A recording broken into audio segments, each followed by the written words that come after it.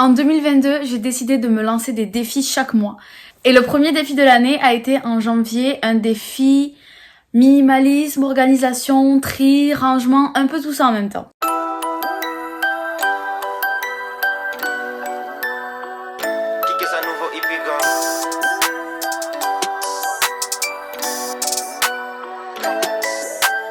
J'ai été inspirée pour ce premier défi du calendrier de l'Avent inversé que j'ai découvert sur Instagram un peu après que le calendrier de l'Avent ait commencé, genre vers le 5-10 décembre. Donc c'était trop tard pour le faire, mais j'ai décidé que je l'appliquerai au mois de janvier. Le calendrier de l'Avent inversé, qu'est-ce que c'est? Tous les jours, au lieu d'ouvrir un cadeau, on prend un objet qu'on a chez soi, qu'on ne se sert pas, qu'on ne se sert plus ou qui n'a pas raison d'être là. Et on le met dans une boîte ou dans un sac pour au final donner, vendre, amener à des associations, peu importe. J'ai décidé de faire ça pour tout le mois de janvier et j'ai donc mis dans ces deux gros sacs toutes les choses que j'ai éliminées jour après jour au cours du mois et je vais vous les présenter maintenant en disant pour chaque chose quelle seconde vie je vais lui donner. Vous allez assez vite comprendre. Alors la première chose c'est ce manteau. Je vous avoue que ça me fait un petit peu de la peine de m'en séparer, mais à force il fallait quoi. Alors ce manteau, vous m'avez très certainement déjà vu avec. C'est une espèce de gros manteau en poil de mouton, je l'appelais mon manteau mouton, qui vient de chez Forever 21, que j'ai acheté sur Zalando quand j'étais en seconde, si je dis pas de bêtises. Donc ça fait 8 ans que je l'ai, et tous les ans, je le recouds à l'intérieur. Donc cette année encore, il s'est décousu. Il est vraiment mort de chez mort. Là, regardez, il y a des trous partout. Je l'ai saigné, je ne peux plus me le voir à force. Je l'aime énormément, mais je ne le porte pas assez pour justifier qu'il reste dans ma garde-robe. Donc ce manteau va partir au container à vêtements où je sais qu'il va être recyclé de la meilleure manière possible. Donc c'est la première chose de laquelle je me débarrasse pour ce mois de janvier. Ensuite, il y a ce survêtement. Un survêtement gris classique qui est sale parce que je l'ai porté avant de décider de ne plus m'en servir. Je l'ai porté au travail, c'est un survêtement de travail, mais qui est clairement en fin de vie. Lui aussi est troué de partout, lui aussi est au bout de sa vie. Donc il va partir également au container à vêtements. Et vous voyez comme il est sale. Et je m'en trouverai d'autres sur Vinted de seconde main pour le remplacer. Mais qu'est-ce que je l'ai porté celui-là. Il y a ensuite comme troisième objet cette tablette lumineuse que j'avais achetée à l'époque à Action pour faire mes diamond painting, pour faire des coloriages, pour faire toutes sortes de choses en mettant en fait l'arc que vous faites sur la tablette et ça s'éclaire de dessous. Là elle est pas branchée, il faut que je retrouve le chargeur pour mettre avec. Mais je ne m'en sers pas. Je m'en suis servi au début, je ne m'en sers plus.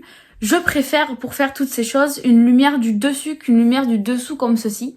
Donc je vais soit la vendre, soit la donner à quelqu'un qui va en avoir besoin. Peut-être la donner, j'ai une piste déjà de quelqu'un à qui la donner. Donc ça va partir dans le tas à donner. Il y a ensuite cette housse d'ordinateur qui est neuve, que j'ai achetée assez récemment. Il manque juste le pompon au bout car le chat a joué avec. Je l'avais acheté pour mon ordinateur portable à Toulouse en solde il y a 1 an si je dis pas de bêtises. Et vous l'avez certainement vu, j'ai changé d'ordinateur, je n'utilise plus mon ordinateur portable ou cas de rares occasions. Donc je n'ai plus autant l'utilité qu'avant de cette housse que je vais donc vendre car elle est en parfait état. Alors ça, qu'est-ce que c'est? C'est un bâton, un bout de bois qui avait une assez grande valeur sentimentale à mes yeux. Ça n'a plus rien à faire chez moi. Donc ça, c'est un bout de bois, ça va repartir dans la nature tout simplement. Il y a ensuite tout ce tas de lettres alphabet dorées, pailletées, autocollantes dont je ne me sers pas suffisamment pour mes... C'est des objets de scrapbooking, je fais beaucoup de scrapbooking, mais je préfère pour les lettres, les tampons qui durent beaucoup plus longtemps et qui génèrent moins de déchets que ces choses. Donc ça, je ne sais pas encore si je vais les donner ou les vendre, mais je sais que ça trouvera utilité à quelqu'un d'autre. Il y en a pas mal et je les avais achetés sur Vinted. Donc c'est quelque chose qui aura une troisième vie du coup. On repart ensuite dans les vêtements avec ce pantalon que j'ai depuis très très très longtemps, que j'ai saigné, que j'ai énormément porté, mais que je ne porte plus et qui est lui aussi en fin de vie. Parce que c'est un tissu de pas extrêmement bonne qualité qui commence à se filocher d'un peu partout et on voit à travers quand je le mets. Donc comment vous dire qu'il est hors de question que je le mette encore. Ça part également à la benne parce que je ne vais pas vendre un vêtement en si mauvais état. Il y a ensuite ceci. Ceci est un flacon spray vide d'une brume d'oreiller que j'avais gardé au cas où. Sauf que ça fait tellement longtemps que je l'ai, je ne m'en suis toujours pas servi. Ça suffit maintenant, on arrête les conneries. J'arrête de garder ce genre de choses pour rien. Donc ça part au conteneur à verre, c'est un flacon en verre. On a ensuite cette chose, qui est du maquillage, qui est une très très vieille poudre qu'on m'avait acheté chez Emma. Alors le maquillage Emma, ça n'a jamais été extrêmement réputé. Qui était au fin fond de mes tiroirs et quand je l'ai retrouvé, je me suis dit non, c'est pas possible que je garde ça. Donc ça, directement à la poubelle. C'est tellement vieux que je ne conseille à personne de l'utiliser. Il y a ensuite ceci, ça c'est un spray à eau que j'avais acheté il y a un an ou qu'on m'avait donné, je sais plus, pour me brumiser le visage l'été. C'est inutile, j'ai dû m'en servir 2 fois et depuis c'est au fond d'un placard. Donc clairement, soit à donner, soit à vendre. Si quelqu'un en a besoin, qu'il n'hésite pas, mais moi clairement je ne m'en sers pas. Ma vieille carte de bus et de métro de quand j'étais à Toulouse, qui n'a plus aucune utilité. Poubelle. J'ai ensuite voulu éliminer ce collier ras de cou que j'avais depuis un moment et dont je ne me servais pas. Donc de base, je voulais le vendre. Sauf que quand j'ai voulu le prendre pour le mettre dans le sac, il s'est cassé. Donc il va passer directement de la case à vendre dans la case à jeter. C'est 3 magazines Le Routard. Je voulais commencer la collection des magazines Le Routard. Il y a une époque où je lisais beaucoup de magazines, Géo, Le Routard. Je ne les ratais pas. Et au final, j'ai lu les 2 premiers, j'ai acheté le 3e. Je ne l'ai jamais lu. Je n'ai pas forcément le temps de les lire, même si ces magazines sont très intéressants. Et je ne vais donc pas continuer à les acheter pour rien. Et je vais soit vendre, soit donner ceci. Les 3 premiers à quelqu'un qui peut-être les lira et s'en intéressera autant ou un peu plus que moi. On a ensuite ce collier à une chaîne toute simple avec une étoile que j'avais récupéré, que ma sœur m'avait donné, que je trouvais très beau, mais qui en fait a un méga giga nœud que personne n'arrive à défaire et qui fait que l'étoile, donc le pendentif, est clairement pas au centre du collier une fois porté. Aucun intérêt de le garder. Poubelle. Ces 3 pierres que j'avais eues sur Vinted qui faisaient partie de ma déco, mais je ne sais même pas quelle pierre est quoi, et elles ne me servent absolument pas à part décorer et à prendre la poussière sur une étagère, donc soit les vendre, soit les donner. J'ai ensuite décidé de me séparer de ce bâton que je vous avais présenté, que j'avais eu dans la box de Blissim en collaboration avec You Make Fashion. J'avais dit que certainement j'essaierais de m'en servir, de sortir de ma zone de confort, mais je n'y arrive pas, je ne trouve pas l'intérêt ni le temps pour l'utiliser, donc je vais le donner à quelqu'un qui s'en servira et qui croira plus à ce genre de choses que moi. J'ai ensuite décidé d'éliminer cet agenda Harry Potter qui est absolument magnifique, que j'ai eu dans mon calendrier de l'Avent, mais dont je ne me servirai jamais, ou alors je me servirai pendant 2 semaines et je le laisserai totalement de côté, car je n'arrive pas à tenir un agenda papier sur la durée. Je me sers énormément des agendas informatiques sur mon téléphone, sur mon ordinateur.